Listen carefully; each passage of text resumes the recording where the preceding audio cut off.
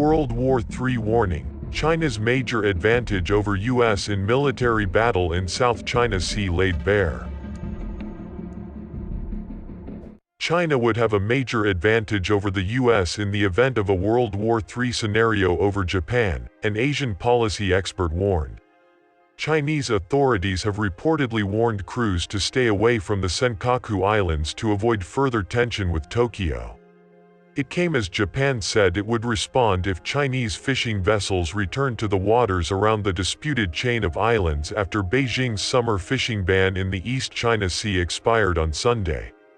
Earlier this month, Japanese Defense Minister Taro Kono said his country's self-defense forces would act firmly when necessary if Chinese vessels intensify their activities around the Diaoyu Islands, which Japan controls and calls the Senkakus. So America's military power is still bigger than China's. Added to this is the fact we've got more wartime and experience, Iraq, Afghanistan, and everywhere else. But one problem is that we'd be fighting in China's backyard, not here. So China has the advantage of being on home turf almost, or at least almost on home turf. China would be fighting much closer to home, so they'd have an advantage there. Sean King would think in a spat over the Senkaku Islands depending on the situation, and the US would be in a position to defend Japan. US intervention may not only be bound in its commitment to Japan. The islands are also key because they are close to shipping lanes, offer rich fishing grounds, and lie near potential oil and gas reserves. The Senkaku Islands, all of which are uninhabited, have long been the cause of soured China-Japan ties.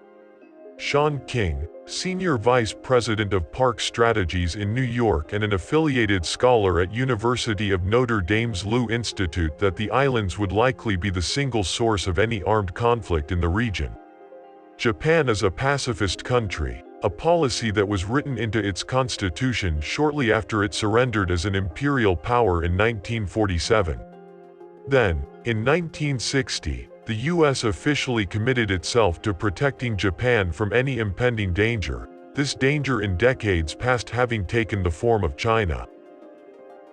The Senkakus have long since been a point of contention, with both China and Japan laying historical claim to them. Japan currently controls the 8 landmasses, and it is widely thought that if China were to attempt to capture them, the US would step in. However, as Mr. King explained, this isn't to say that the US would be successful, as China would essentially have a home advantage. He said, the US has 50,000 troops in Japan, most of whom are in Okinawa, which is nearby. It has 23,000 troops in South Korea who could be called on in case of contingency, and however many hours away the US has more troops in Hawaii and Guam. They are also in a strategically significant position, amid rising competition between the US and China for military primacy in the Asia-Pacific region.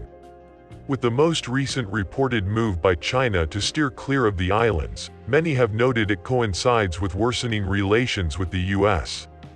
The Japanese news agency Kyodo has reported that Chinese fishing fleets have been told not to approach the Diaoyus after the ban is lifted. Fishing crews said they had been told by the authorities in the southeastern provinces of Fujian and Zhejiang not to come within 30 nautical miles, or 56 kilometers, of the uninhabited islets. There is no doubt that China, which has long acted as a reluctant nuclear player, has become much more militarily assertive over the last decade. Its love for ballistic missiles has also blossomed along with its extraterritorial ambitions, with a seemingly constant flow of new missile types and capabilities being developed for and fielded by PLA forces. These medium-range and short-range ballistic missile systems, which include anti-ship ballistic missiles, have been largely focused on imposing a regional area denial and anti-access defensive strategy. A much smaller arsenal of ground-based intercontinental ballistic missiles, or ICBMs, of widely varying capabilities, DF-4, DF-5, makes up the backbone of China's nuclear deterrent. With this in mind, ranging their ballistic missile submarines far to the east into the Pacific represents a much more threatening strategic capability than anything Beijing has at its fingertips today. Meanwhile, with the U.S. announcement that it will begin supplying weapons to Vietnam, rising tensions on the South China Sea, and an almost certain deployment of the Terminal High Altitude Area Defense System in South Korea, it was nearly a certainty that China was going to make a big strategic move. Now, according to a report by The Guardian, China is poised to do just that by sending their Jin-class boomers on nuclear deterrent patrols in the Pacific for the very first time. This comes as the U.S. intelligence services have also predicted that such a patrol would occur this year.